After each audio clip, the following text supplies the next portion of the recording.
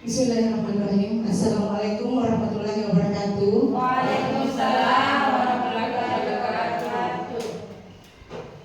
Terima kasih Bapak Ibu atas waktunya duduk di kelas 1 ini untuk menghadiri pertemuan kita yang insya Allah membawa manfaat untuk kita semua, dan semoga kedepannya kita bisa mengambil hikmah apa yang kita pelajari hari ini, insya Allah untuk menambah pengetahuan baru kita.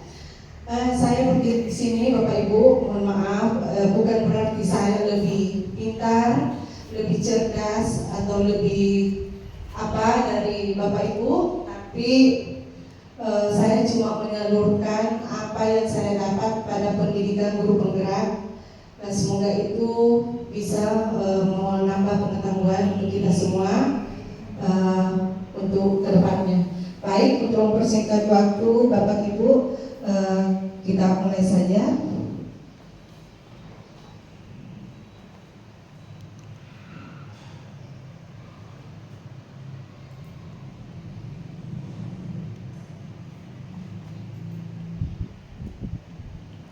Ya. Iya, baik. Di sini materi yang saya bawakan adalah disiplin positif. Jadi disiplin positif itu kalau kita misalnya mendengar kata disiplin itu biasanya kayak momok, kayak menakutkan. Jadi kalau ada biasa yang bilang harus disiplin, sepertinya kita sudah takut menghadapi itu. Sepertinya ada sanksi yang kita takutkan yang akan terjadi apabila kita tidak disiplin. Padahal di dalam guru penggerak yang saya dapatkan, disiplin itu sebenarnya bukan yang seperti itu. Jadi bukan menakutkan, tidak menakutkan sama sekali. Karena disiplin itu mestinya kita munculkan dari diri kita pribadi, bukan faktor ekstern atau dari luar, tetapi itu bisa kita munculkan dari dalam diri kita sendiri. Baik, disiplin positif. Nah, tujuan presentasi kami hari ini yaitu satu, memahami kebutuhan dasar manusia, itu ada 5. Kemudian mengenali nilai-nilai kebajikan yang relevan.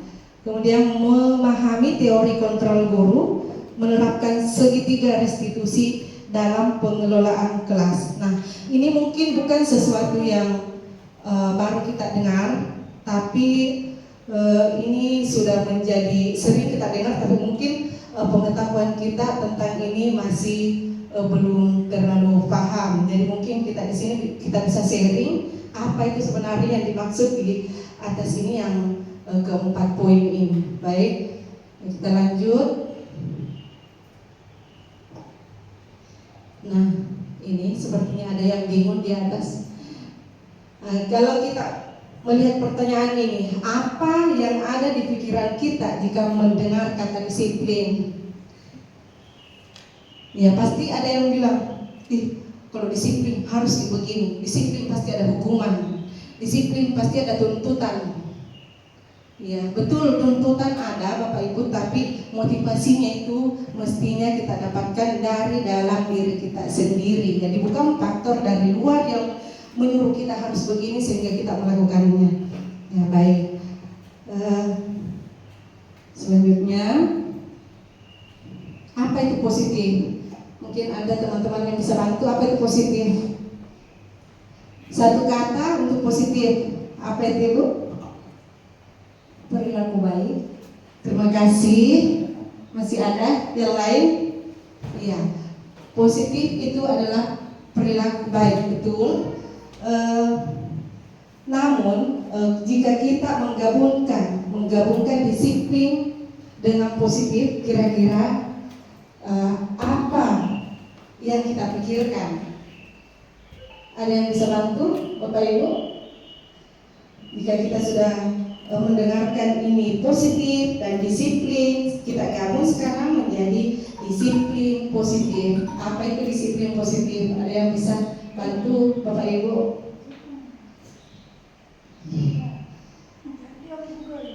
Ya, ya, baik. Disiplin positif. Terima kasih. Saya mencoba menjawab apa yang ada di pemahaman saya. Di sini disiplin positif, kalau menurut saya adalah pembiasaan baik yang sering kita lakukan di keseharian kita. Ya. Kasih. Terima kasih Ibu. Betul bahwa disiplin positif adalah kebiasaan-kebiasaan yang kita lakukan yang positif dalam kegiatan kita sehari-hari. Terima kasih atas pendapatnya Ibu. Namun di sini ada tambahan pendapat dari ahlinya mungkin ya, ahlinya bahwa disiplin itu berasal dari bahasa Latin. Itu di atas yang artinya adalah belajar. Disiplin diri membuat orang menggali potensinya menuju sebuah tujuan apa yang dia hargai. Jadi bukan apa yang orang lain hargai, tetapi apa yang kita hargai sendiri. Bagaimana kita mau melihat orang itu yang kita senangi, ya seperti itulah juga harapan orang lain ke kita. Kemudian disiplin diri membuat orang menggali potensinya menuju sebuah tujuan apa yang dia hargai. Terus budaya kita, makna disiplin itu telah berubah. Yang mana dia berubah adalah menjadi sesuatu yang dilakukan seseorang kepada orang lain untuk mendapatkan kepatuhan. Jadi kalau di budaya kita sudah membudaya ini, kita harus patuh kalau disiplin. Kemudian kecenderungan umum adalah menghubungkan kata disiplin dengan ketidaknyamanan. Jadi kita selalu merasa tidak nyaman. Disiplin tidak nyaman kenapa? Karena itu adalah faktor dari eksternal atau faktor dari luar. Seandainya kita memaknai disiplin itu terjadi dari dorongannya itu dari dalam diri kita, ya bisa saja itu kita lebih menghargai atau kita lebih bisa menerima apa itu kedisiplinan, karena bukan dengan apa yang kita hargai atau mencapai suatu tujuan yang mulia. Silakan Bu masuk.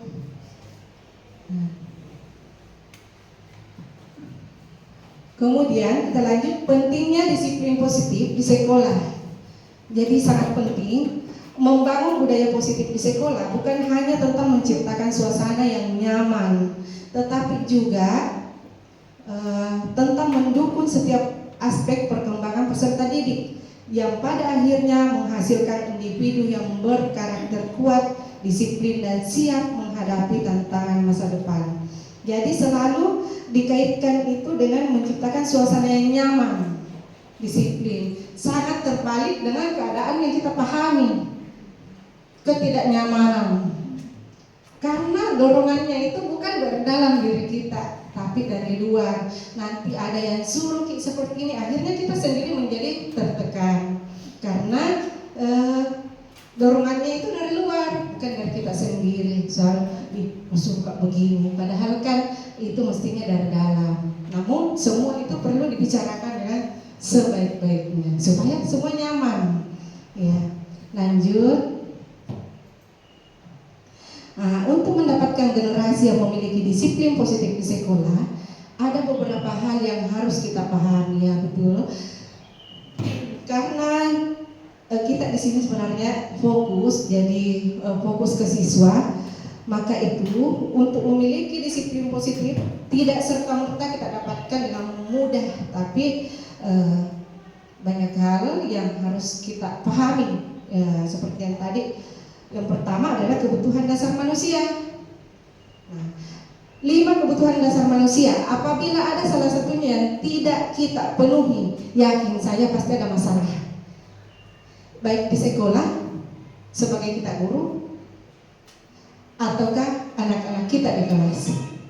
Jadi apabila ada salah satunya di sini yang kita tidak dapatkan, contoh, kita ambil kebebasan. Kebebasan, kalau ada sesuatu yang mungkin kita tidak mencapai di kebutuhan dasar ini tidak bisa dielakkan, kita tidak bisa menghindari karena memang ini kebutuhan dasar kita. Jadi kalau misalnya kebebasan ditekan di situ, maka pasti ada keluhan di dalam anggota kita. Jadi semua harus dibicarakan dengan baik. Kasih sayang, ini juga kasih sayang. Kalau kita tidak memenuhi satu kebutuhan itu, maka pasti juga menimbulkan masalah. Iya, dan siapapun yang kita hadapi. Kemudian penguasaan pun begitu.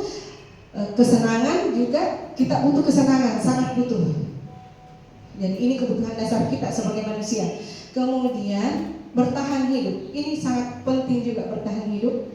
Makanya biasa masih pagi-pagi anak tak beli pisang nih, lusanya mau keluar, mau beli nasi dengan alasan yang macam-macam karena ada satu kebutuhan dasarnya yang belum terpenuhi. Iya. Kebebasan, kasih sayang. Jadi inilah yang kelima ini yang perlu kita sebelum kita melihat suatu permasalahan, kita harus tanya diri kita, sebenarnya anakku ini butuh 5 kebutuhan dasar manusia ini, yang mana yang kurang dari dalam dirinya. Seperti itu. Jadi sebisa mungkin kita memenuhi sebisa mungkin, tapi kita manusia pasti juga tidak bisa langsung memenuhi semuanya, pasti ada kekurangan. Kita juga manusia tidak bisa langsung memenuhi ini semua untuk anak-anak kita. Jadi bertahap Bapak dan Ibu. Kemudian ini contoh masalah di dalam kelas kita, dan saya yakin ini pasti pernah kita hadapi di kelas. Misalnya sering mengganggu teman atau gurunya, colek-colek gurunya, pasti ini pernah kita hadapi. Ternyata dia itu butuh kasih sayang, Kemudian aktif, suka bertanya, cerewet, tidak mau diatur. Ternyata kasihan dia butuh penguasaan. Jadi kita tidak boleh langsung menyalahkan anak itu, karena masing-masing memang ada kebutuhannya. Ada kebutuhan. Kapan ada satu yang tidak terpenuhi, maka pasti dia berbuat ulah, pasti ada masalah yang ditimbulkan. Ya, lanjut. Masih pagi gelisah. Ini tadi sudah bisa dibayangkan kebutuhan dasarnya apa. Suka keluar masuk kelas, tidak bersemangat, bertahan hidup. Ya. Kemudian sulit untuk fokus. Ternyata kebutuhan dasarnya adalah kebebasan. Jadi mungkin cara mengajar kita bisa meminta anak itu untuk apa yang kamu inginkan, bagaimana kamu supaya cara belajar yang kamu mau. Ya. Sulit konsentrasi atau suka bermain dengan siapapun atau apapun di sekitarnya, pensilnya kah atau pulpennya kah, dia main-maini, kan pasti ada masalah begitu. Alat tulis, ternyata butuh kesenangan, jadi kita mungkin mengajarnya kasih senang dulu. Iya. Kemudian sulit konsentrasi, bermain dengan ini sama tadi, kesenangan. Kita lanjut. Contoh penerapannya, selalu kita itu di PGP diarahkan untuk berpihak kepada peserta didik. Kemudian memberikan pelajaran berdiferensiasi, maksudnya adalah sesuai dengan kebutuhan, minat. Jadi kebutuhannya tadi itu yang 5 itu, apa yang dibutuhkan. Kemudian memperhatikan minat atau bakatnya peserta didik dalam belajar. Kemudian menciptakan lingkungan belajar yang aman dan nyaman. Jadi jangan lebarin data langsung kamu terlambat. Kita harus tahu dulu ada apa. Jadi sebentar kita bahas di segitiga restitusi, cara menanganinya. Kita lanjut. Nah, di sini yang kedua, sudah yang masuk yang kedua, nilai-nilai kebajikan. nilai-nilai kebajikan yang kita percayai di Indonesia itu, yang kita mau capai adalah profil pelajar Pancasila. Yang mana itu yang dimaksud beriman. Jadi ini nilai-nilai kebajikan yang kita mau capai di kurikulum Merdeka ini. Berkebinekaan global, gotong royong, mandiri, kreatif, dan bernalar kritis. Jadi itu yang ingin kita capai.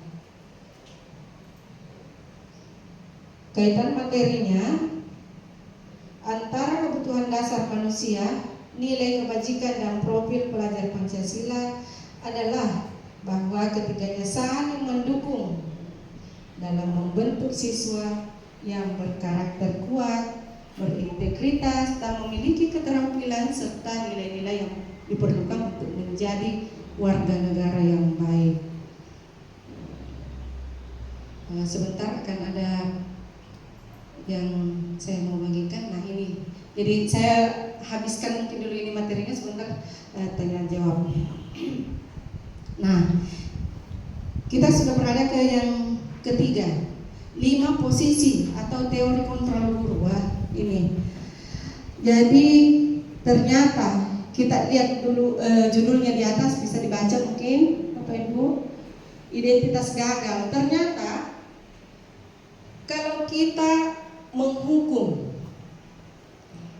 atau membuat orang merasa bersalah, itu identitasnya gagal, Bapak dan Ibu. Dan saya juga baru tahu. Sedikit-sedikit hukum atau membuat anak-anak kita itu merasa bersalah. Gara-gara kamu saya begini, tidak kasihan gitu sama ibu, karena begini itu membuat orang merasa bersalah dan identitasnya itu gagal. Hanya untuk sementara saja. Nah, jadi gurunya itu saya menghardik, menunjuk-nunjuk, baik fisik atau psikisnya itu menghukum. Kalau tidak melakukan itu, awas ya, itu penghukum. Jadi selalu ada hukuman baik psikis atau fisik. Kemudian hasilnya itu ya ini Bu, memberontak, bisa menyalahkan orang lain atau sering berbohong. Kemudian murid meletakkan guru di luar dunia berkualitas. Kemudian ini biasanya siswa kita biarkan, nanti marah-marah lagi. Jadi kemudian ini membuat orang merasa bersalah. Ya, jadi mungkin bisa dibaca. Yang penting kesimpulannya ini penghukum dan membuat merasa bersalah anak-anak itu adalah identitas gagal. Saya baru tahu karena saya juga sering menghukum, sering memberi penghargaan, sering memberi dorongan itu dari saya saja. Saya kira itu efektif. Ternyata sejak saya pelajari tidak seperti itu tujuannya.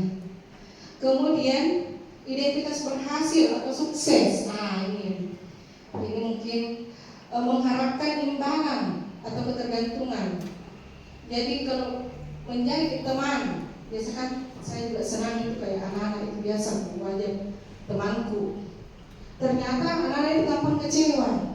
Kapan kita berbuat kesalahan sedikit saja itu sudah bisa begitu dibalik ibu, begitu dibalik. Jadi anak-anak itu kecewa kalau teman pemantau, menghitung atau mengukur. Misalnya begini, kamu tadi terlambat 5 menit, sampai jam pelajaran 5 menit, itu adalah pemantau. Dan itu efeknya ada juga, hasilnya itu menyesuaikan diri bila diawasi. Jadi diawasi bisa baru bisa melakukan itu. Jadi sifatnya juga hanya sementara. Ada orang yang suri, ada orang yang bilang begini kita, ada imbalannya begini, baru dia melakukannya. Nah, kita kepindah ke yang terakhir. Ini sebenarnya inilah yang kita harapkan. Sebenarnya identitas berhasil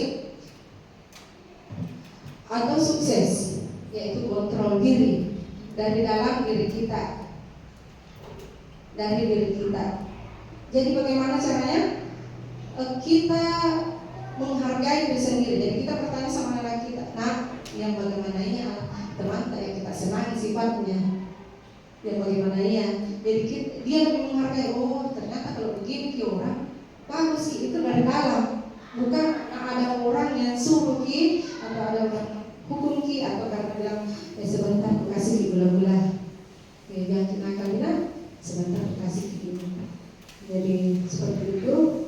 Hasilnya itu jangka panjang Bapak dan Ibu, dimanapun dia berada, dia sudah memiliki nilai-nilai itu, baik disuruh, ada yang wasi atau tidak ada yang awasi. Jadi ini identitas berhasil, yaitu posisi kontrol manajer. Bagus namanya, manajer. Bagaimana caranya? Ya sebentar kita lihat di segitiga restitusi. Mengajukan pertanyaan-pertanyaan, apa yang dia yakini, apa yang bisa dikerjakan untuk memperbaiki, kemudian itu menguatkan kepribadiannya.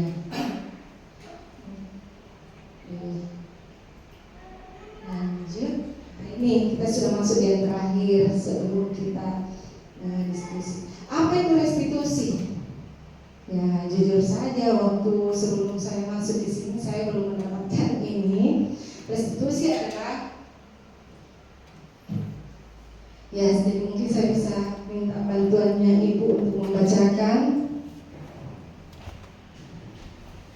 Restitusi adalah proses menciptakan kondisi bagi murid untuk memperbaiki kesalahan mereka, sehingga mereka bisa kembali pada kelompok mereka. Dengan karakter yang lebih kuat, restitusi juga merupakan proses kolaborasi yang mengajarkan murid untuk mencari solusi untuk masalahnya sendiri dan membantu murid berpikir tentang orang seperti apa mereka ingin menjadi tujuan yang mulia dan bagaimana mereka harus memperlakukan orang lain. Terima kasih Ibu. Iya betul. Jadi restitusi di sini adalah menciptakan kondisi bagi murid untuk memperbaiki kesalahan, bukan karena mendapat hukuman atau imbalan. Jadi dan restitusi ini ada tahapan-tahapannya. Sebentar kita lihat. Ini untuk membentuk karakter yang lebih kuat. Jadi dalam jangka waktu yang panjang itu bagusnya kita menggunakan posisi manajer tadi. Selalu bertanya, nah kenapa terlambat? Jadi jangan langsung dimarahin, jangan langsung marahin. Saya juga dulu kalau terlambat, tapi setelah tahu ini kita lebih memahami lah anak kita. Kenapa itu terlambat? Pasti diceritakan itu Ibu tadi begini. Oh iya Dina, jadi kita jangan langsung menyalahkan. Jangan langsung menyalahkan. Ada tindakan-tindakan yang ada dalam kelas. Jangan sekali-sekali kasih hukuman yang anak-anak itu tergantung dengan kita. Sisa tidak berubah itu. Berubah tapi dalam jangka waktu yang pendek saja. Saat itu je. Besok ketemu lagi. Tidak lupa itu. Jadi lanjut. Ini dia segitiga restitusi. Langkah-langkahnya ada 3 Bapak dan Ibu.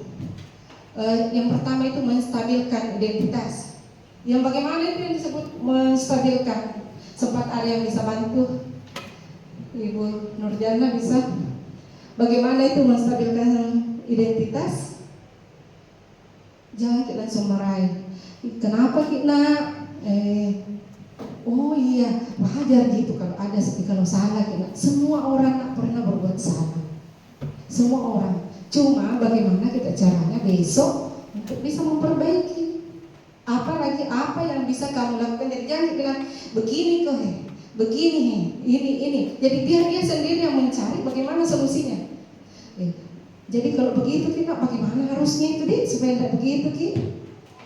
Bagaimana deh? Tidak mau campur-campur lagi deh. Kita tahu mau cari jalannya. Solusinya bagaimana? Jadi distabilkan dulu. Kecuali jadi tidak selamanya Tidak selamanya juga kita menggunakan ini Bapak dan Ibu. Jangan sampai ada juga yang kayak penting ini ceritanya. Ada yang datang terluka. Jangan pakai gitu loh. Kenapa kita? Kenapa nggak bisa berdarah itu? Itu lah. Biar dulu. Jangan dipakai. Jadi tidak selamanya segitiga restitusi ini kita gunakan. Iya. Kalau darurat, kalau biasa begitu langsung. Atau jangan langsung marah. Wih, kalau memang begitu siapa ini? Jangan gitu dulu. Kalau ada yang begitu langsung ambil tindakan. Jadi apa yang dibutuhkan saat itu, karena memang itu sangat penting nih. Tapi kalau masalah-masalah yang biasa yang kita hadapi, stabilkan Ki dulu. Kenapa Ki? Semua orang tak pernah berbuat salah. Sinten? Semua orang pernah berbuat salah. Tapi bagaimana caranya kita untuk menghadapi? Iya, pintar. Iya. Kemudian validasi kebutuhan. Di validasi kebutuhan itu nih tadi. Kalau ada yang berkelahi, sebenarnya bisa jadi ini baku tinju. Jadi bisa saja begitu. Tapi ada tidak perbuatan yang mungkin lebih baik yang bisa kamu lakukan. Padahal sebenarnya bisa jadi baku baku balas kini. Tapi kan ada cara lain yang mungkin lebih bagus untuk kita lakukan. Nah, kemudian yang poin yang ketiga, menanyakan keyakinan. Nah ini, menanyakan keyakinan Bapak dan Ibu. Kita tanyakan, apa yang pernah kita sepakati? Itulah yang disebut kesepakatan kelas. Dan kesepakatan kelas itu, kalau saya dulu itu, Bapak dan Ibu, coba mungkin lihat begitu dicarakan langsung. Seperti itu, karena saya belum tahu ilmunya. Ternyata untuk mencapai ini ada beberapa langkah. Jadi kita libatkan dulu semua anak-anak untuk membuat. Kalau ini bukan kesepakatan sih, mungkin lebih tepatnya tata tertib. Karena saya bikin sendiri. Tanpa saya memperhatikan apa sebenarnya kebutuhannya. Jadi kita panggil sama anak apa yang kita tidak suka, kalau bagaimana itu mantap tidak disuka, diambil dulu, dirangkum dulu semua, tampung gitu. Setelah itu kan pasti ada kata-kata negatif. Enggak suka ibu kalau begitu itu kalau jangan-jangan kan kita tampung semua. Maka sudah itu dijadikanlah kalimat positif semua. Dijadikan kalimat positif. Ya, misalnya jangan membuang sampah, itu jangan lagi buang sampah di tempatnya. Kalimat positif. Sudah itu belum selesai itu. Jangan langsung kayak itu saya di sana. Jadi pilih lagi, ada beberapa dikaitkan dimasuk dengan profil pelajar Pancasila. Apa yang kita mau capai di situ, itu yang ambil kesepakatan dengan kaitan keseharian anak. Jadi sangat lama juga. Dan kalau kesepakatan kelas jangan terlalu banyak. Ya, jadi jangan terlalu banyak supaya anak-anak itu bisa mengingat. Jadi ini contoh kata-katanya. Di atas kamu tentu punya alasan mengapa melakukan itu masuk di validasi kebutuhan. Adakah cara yang lebih efektif? Ya, jadi itu. Kemudian ini di terakhir, nilai-nilai apa yang telah kita sepakati itu diingatkan kesepakatannya, bukan tata tertib. Jadi kita ganti tata tertib itu adalah kesepakatan kelas. Kemudian kita tanyakan, jangan lupa ini, kamu mau menjadi orang seperti apakah yang kita suka? Nah, kita lanjut. Nah ini, mungkin ada yang bisa bantu saya untuk membacakan. Ciri-ciri restitusi: 1. Bukan untuk menebus kesalahan, namun untuk belajar dari kesalahan. 2. Memperbaiki hubungan. 3. Tawaran, bukan paksaan. 4. restitusi menuntun untuk melihat ke dalam diri. 5. Restitusi mencari kebutuhan dasar yang mendasari tindakan.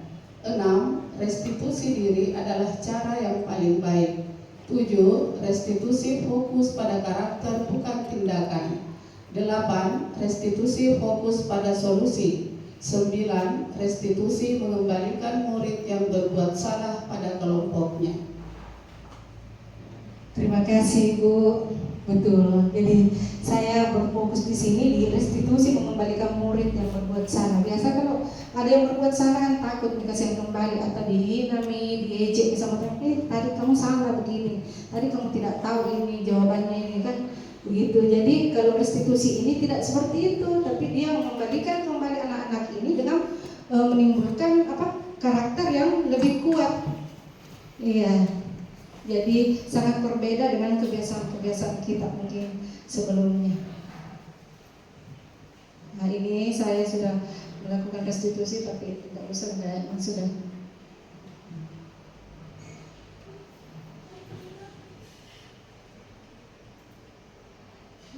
Tantangannya yang sering muncul adalah peserta didik tidak langsung, tidak bisa. Jadi apapun itu butuh usaha. Tidak langsung mampu bersikap seperti harapan kita, namun akan berproses untuk mempelajari setiap keadaan. Namun, setiap proses yang dijalani adalah pelajaran untuk membentuk karakter diri dan memiliki motivasi intrinsik yang kuat dalam jangka waktu yang panjang. Sebentar kesimpulannya, saya sudah mengutarakan. Saya minta kepada Ibu untuk menulis sesuatu. Jadi tadi kita sudah melihat beberapa kebutuhan dasar manusia. Saya mau minta tolong kepada Ibu untuk menuliskan masalah apa yang pernah kita hadapi di sekolah. Jadi masing-masing satu saja di kelas.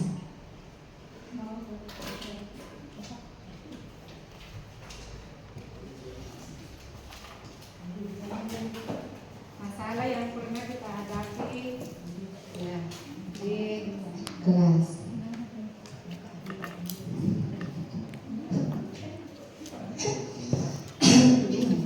Ya, misalnya ada anak yang bagaimana, yang sangat sulit untuk kita hadapi atau susah untuk kita tampilkan atau bagaimana. Silakan Ibu, pasti ada masalah, masa tidak ada masalah, pasti banyak. Iya, ini. Oh, ada.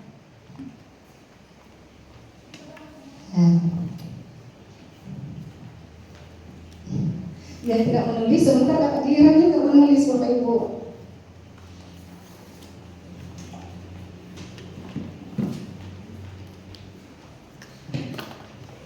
Ya, dari kebutuhan dasar tadi, kira-kira apa permasalahan yang pernah Ibu hadapi di kelas?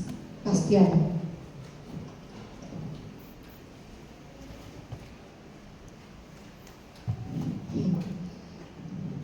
Ya.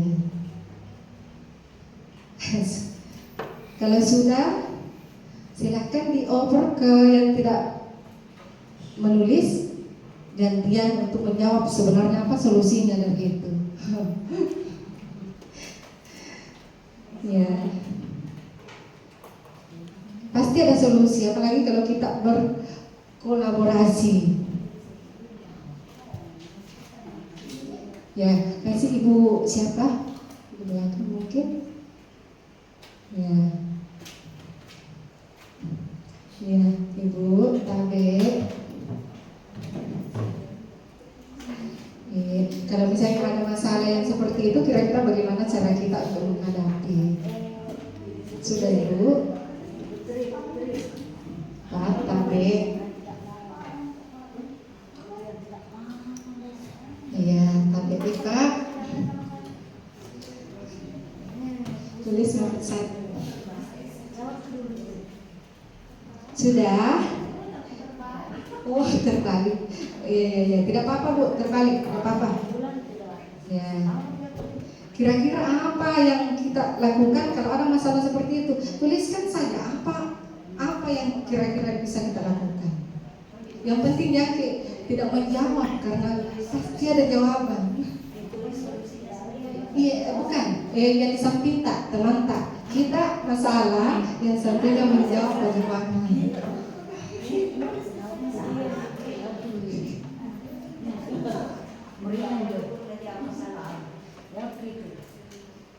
Ya, kan pasti banyak masalah ya Bu ya.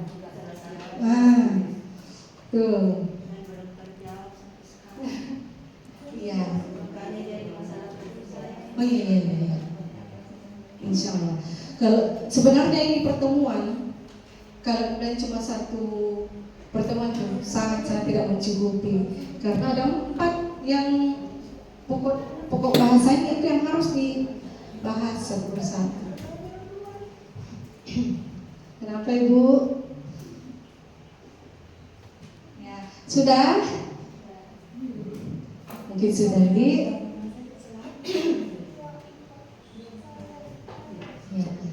Kalau sudah, Bapak Ibu boleh ditempelkan pada kertas yang ada di sana. Jadi kita tampung dulu. Nanti kita akan bahas bersama-sama lagi untuk ke depannya. Dilipat saja mungkin ke belakang. Iya.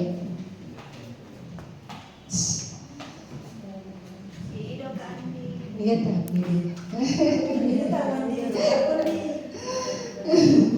Iya, silakan Bapak Ibu ditempel.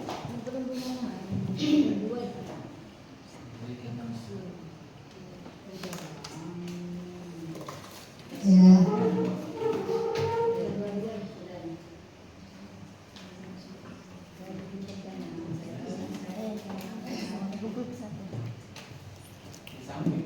Iya, di mana saja, iya apa-apa.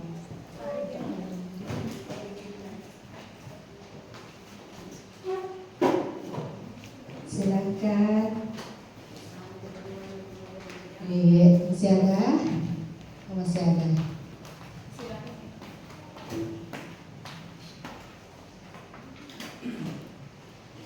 Jadi ini seakan-akan kita curhat di sini. Tidak apa-apa kita kasih keluar semua apa itu yang kita masalah sebenarnya. Tidak apa-apa Bu, silakan.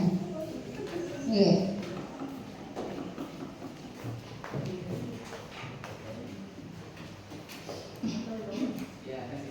Masih ada? Sudah mungkin di? Jadi saya baca mungkin salah satunya saja. Yang mana ya? Ini. Masalah yang pernah terjadi di kelas. Yang mana jawabannya ini? Masalah saya tak. Oh iya, nanti kita cari masalahnya bersama-sama. Solusinya bersama-sama. Jadi masalah saja yang ditulis. Tapi sebenarnya semua masalah itu ada solusinya. Apalagi kalau misalnya kita bergabung kayak begini, itu pasti satu orang satu solusi. Pasti ada itu, minimal itu. Pasti ada solusi. Iya. Misalnya masalah yang pernah kami hadapi anak yang suka nyontek saat ulangan. Jadi kira-kira ini apa kebutuhannya di sini? Yang suka nyontek. Iya. Di sini ada solusinya, menanyakan pada murid apa alasan dia menyontek, betul. Jadi kita menanyakan dulu, jangan cuma langsung kenapa kamu menyontek. Tanya dulu alasannya kenapa kita menyontek. Jadi nilai itu sekarang bukan ukuran sebenarnya, bukan. Itu saya juga sudah saya tanya. Tidak ada yang mau mengaku. Ya? Kalau tidak mau mengaku secara langsung nanti datangi ibu sendiri. Yang mana itu? Ada di sini pertanyaannya? Tidak, itu yang tadi. Oh, ya tidak ada yang mau mengaku. Artinya dia butuh apa itu di situ? Yang 5 kebutuhan dasar itu.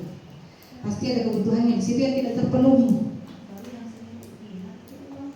Oh, begitu. Saya tidak ada di situ. Oh Iya. Terima kasih Bu atas masukannya. Nanti kita untuk kedepannya ini kita akan mencari solusi atas masalah kita yang mungkin betul-betul kita tidak bisa cari solusinya sendiri. Jadi itu sangat baik kalau kita selalu mengadakan sosialisasi seperti ini. Iya. Jadi nanti kita bahas satu persatu ya. Kita lanjut.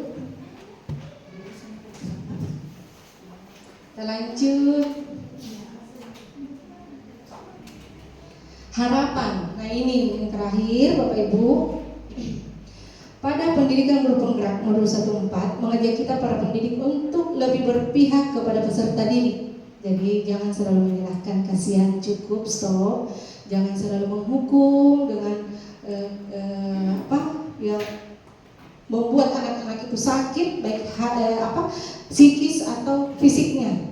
Jangan, karena itu akan menjadi anak itu bisa menjadi dendam, bukan ilmu yang dia bawa. Tapi dia akan dendam, tidak ada kesenangan. Pasti di sini Bapak dan Ibu ada yang pernah kita ingat waktu sekolah dulu. Ada kenangan yang paling kita ingat. Mungkin karena biasanya cuma ada 2 hal kita ingat. Karena sangat tidak baik atau sangat baik. Itu biasanya kita ingat. Jadi kalau memang ada kesempatan seperti itu, apalah salahnya kalau kita membuat kenangan kepada anak didik kita yang baik-baik saja, supaya itu yang diingat. Dan itu amalnya luar biasa, juga itu yang utama. Iya, terima kasih. Mengajak kita para pendidik untuk lebih berpihak kepada peserta didik dengan memberi kemerdekaan untuk belajar. Jangan menciptakan sekolah yang membuat peserta didik takut melakukan suatu kesalahan. Jangan kalau sekolah itu tempat proses belajar. Jadi kalau bilang salah, tidak apa-apa, karena ini memang sekolah orang untuk belajar.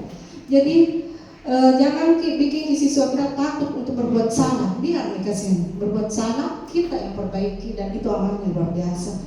Tapi jadikan sekolah kita tempat yang nyaman untuk belajar dari sebuah kesalahan.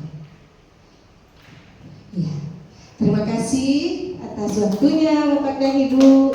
Semoga apa yang kita dapat hari ini bisa membawa manfaat untuk kita semua, bisa membawa perubahan-perubahan mulai dari yang kecil saja dulu sampai mungkin nantinya akan menjadi guru pendidik yang luar biasa. Terima kasih atas waktunya. Saya akhiri dengan ucapan Assalamualaikum warahmatullahi wabarakatuh.